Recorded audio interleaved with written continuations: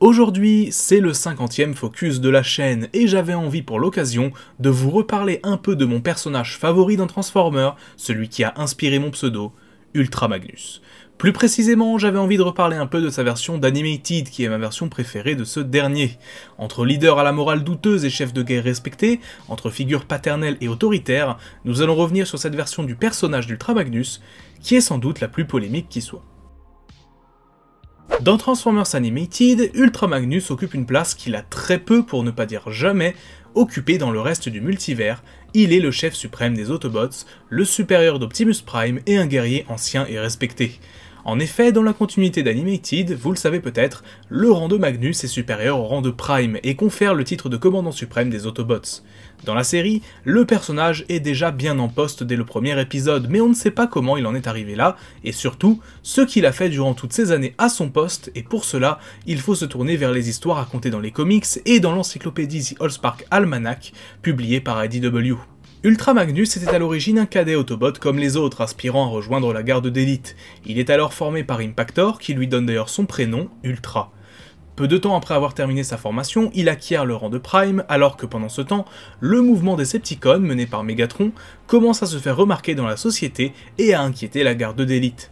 À cette époque, le Magnus à la tête des Autobots était PC Magnus, PC étant une abréviation pour Powered Convoy, en référence à Delta Magnus de la première génération, un personnage donc très semblable physiquement à Ultra Magnus, pour ne pas dire identique, avec seulement un visage différent. Ce dernier fut écarté de sa place de Magnus, probablement par le Haut Conseil cybertronien, pour y installer Ultra Prime à sa place, qui devint ainsi Ultra Magnus, nouveau leader des Autobots dans cette période qui s'annonçait particulièrement troublée, avec le mouvement Decepticon qui gagnait une importance de plus en plus grande et qui menaçait la stabilité de Cybertron. La première action d'Ultra Magnus en tant que commandant suprême fut sans doute la plus impopulaire. Il fit passer une loi imposant à tous les membres du mouvement Decepticon, qui était alors un mouvement officiel et reconnu, d'être fichés, permettant ainsi aux autorités de les traquer.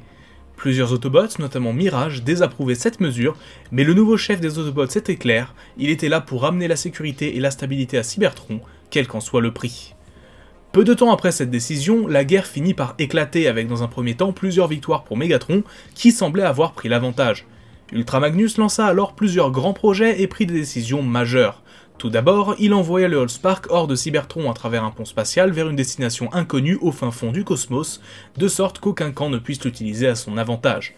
Puis, il lança le projet Omega, la construction de plusieurs robots massifs se transformant en vaisseaux spatiaux et qui allaient être utilisés pour vaincre les Decepticons par la force brute. Si on peut discuter l'aspect moral de cette décision, chacun des robots étant conscient au même titre que les Autobots ordinaires, force est de constater que ce fut un tournant décisif qui permit d'inverser la tendance de la guerre. Ultra Magnus, accompagné de son second Die Atlas, parvint à réunir ses troupes une dernière fois afin d'affronter les Decepticons dans la bataille de Yakon, bataille au cours de laquelle il défait Megatron, et signe donc la fin de la guerre. Il signe alors l'armistice avec le chef du camp ennemi, leur laissant la vie sauve, mais exigeant que tous les Decepticons s'exilent en dehors des régions de la galaxie sous le contrôle des Autobots. Avec cette victoire décisive, Ultra Magnus acquit la réputation d'un guerrier de légende, certains des bots n'ayant jamais vécu la guerre, imaginant même qu'il a défait l'ensemble des Decepticons à lui tout seul. Si tout cela est bien sûr exagéré, il faut admettre qu'il a un sacré nombre de qualités militaires, mais pas seulement. Tout d'abord, il a suivi de très nombreux entraînements aux arts martiaux, s'entraînant auprès de Yoketron, dont il a apparemment été l'un des meilleurs élèves, mais auprès aussi de certaines espèces organiques à l'autre bout de la galaxie. Il possède également un armement expérimental dans son dos, d'énormes canons lui permettant une puissance de feu conséquente, mais aussi et surtout le marteau de Magnus, arme légendaire que porte chaque chef Autobot, permettant de contrôler la météo locale et qui est à la fois capable d'être utilisé pour détruire ses ennemis, mais aussi pour forger des objets, comme par exemple l'enveloppe du Allspark contenant la puissance de l'artefact. Du côté des faits militaires, Ultra Magnus n'a jamais perdu une seule bataille à laquelle il a participé en personne, et est bien sûr celui qui a pu ramener la paix sur Cybertron. Après la guerre, Ultra Magnus gouverna Cybertron de longues années durant, et étant désormais l'un des bots les plus anciens de la planète, il commença à scruter les rangs de l'Académie Autobot afin de trouver son potentiel successeur. Son intérêt se porta sur un jeune cadet prénommé Optimus dont les performances aux entraînements et dans les simulateurs de combat étaient parmi les meilleurs jamais réalisés. Il envisageait alors de lui faire intégrer la garde d'élite, probablement au poste de seconde des Autobots, afin qu'il puisse prendre ses aises avant de devenir le nouveau Magnus. Mais un événement va venir changer la donne lorsque Sentinel, Optimus et Elita One s'aventurent sur une planète organique sans y être autorisés et que cette dernière disparaît et est alors présumée morte. Alors que cette mission était l'initiative de Sentinel, Optimus prit toutes les charges contre lui et avoua être le responsable de tout cela. Ultra Magnus, déçu par celui qu'il pensait être son successeur, n'eut d'autre choix que de l'exclure de l'académie, lui permettant tout de même de prendre le commandement d'un équipage de réparateurs de ponts spatiaux à bord de l'Arche. C'est donc Sentinel qui prit la place qui était promise à Optimus aux côtés d'Ultra Magnus, alors qu'il est cependant loin d'avoir toutes les qualités requises pour être un futur leader. À la suite de tout cela arrivent les éléments de la série, durant laquelle Optimus et son groupe découvrent le Allspark. Ultra Magnus et la garde d'élite se rendent sur Terre afin de le récupérer, avant d'apprendre qu'il a été détruit et dispersé lors d'un combat contre Megatron. Ultra Magnus adopte alors un tout nouveau mode alternatif de véhicule militaire blindé. Il est d'ailleurs intéressant de noter que là où beaucoup de modes alternatifs d'Animated ne sont pas spécialement inspirés de véhicules réels, le mode alternatif d'Ultra Magnus semble être très largement inspiré des HEMTT, abréviation de Heavy Expanded Mobility Tactical Truck, des camions de transport utilisés par l'armée américaine durant les années 80 et qui, d'après Wikipédia, sont toujours en activité aujourd'hui. On pourrait presque y voir une sorte de version futuriste de ces véhicules, Animated se passant dans les années environ 2050. Son passage sur Terre est l'occasion pour lui de découvrir qu'Optimus Prime a réellement développé des qualités de leader, ce dernier prenant de réelles initiatives contrairement à Sentinel, qui manque d'expérience sur le terrain. Alors que des soulèvements Decepticons commencent à se produire à divers endroits dans la galaxie, il quitte la Terre et retourne sur Cybertron, où il va coordonner la réponse militaire à ces attaques. Mais alors qu'il avait renvoyé Sentinel Prime et Jazz sur la Terre en mission, il est victime d'une tentative d'assassinat de la part de Longarm Prime, qui était en réalité Shockwave, infiltré dans les rangs Autobots depuis le début. Ce dernier le blesse grièvement, le laissant dans un état critique. Ironhide découvre le corps de son chef quelques minutes après l'attaque, et Ultra Magnus est aussitôt transporté dans un centre médical où il est placé en stase. Les Autobots se sont alors plongés dans l'effroi ayant été frappés de l'intérieur, et sans leader crédible sur lequel s'appuyer.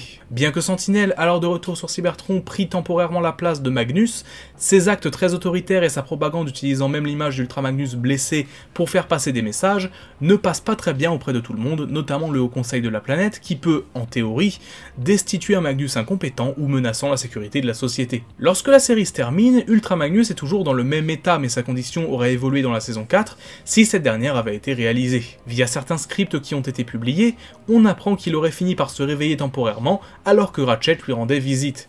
Il lui aurait alors fait part de sa volonté de voir Optimus lui succéder en tant que Magnus, reconnaissant que c'était une erreur de l'avoir exclu de l'Académie Autobot, et que contrairement à ce qu'il avait dit dans le premier épisode de la série, ce dernier était bien un héros et pouvait mener les Autobots. Ratchet lui répond alors qu'il pourra le dire de vive voix à Prime lorsque ce dernier sera de retour, mais entre-temps, Ultra Magnus aura fini par succomber à ses blessures, laissant alors présager d'une bataille politique intense entre Sentinel, occupant toujours le rang de Magnus, et Optimus Prime, qui avait été choisi par Ultra Magnus lui-même.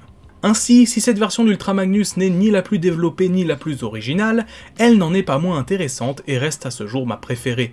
Dans la plupart des continuités, le personnage est un excellent second pour les Autobots, mais n'est jamais destiné à être le leader, ou du moins de manière définitive. Ici, en plus d'être un guerrier d'exception, il est celui qui a combattu durant la guerre et qui a permis aux Autobots de défaire Megatron une première fois, et bien que ses actions soient parfois discutables à l'image de l'ensemble de la garde d'élite Autobots, il reste une sorte de figure autoritaire mais aussi paternelle pour Optimus Prime, un modèle qui va l'inspirer à être meilleur et qui, au final, lui permettra d'être son digne successeur.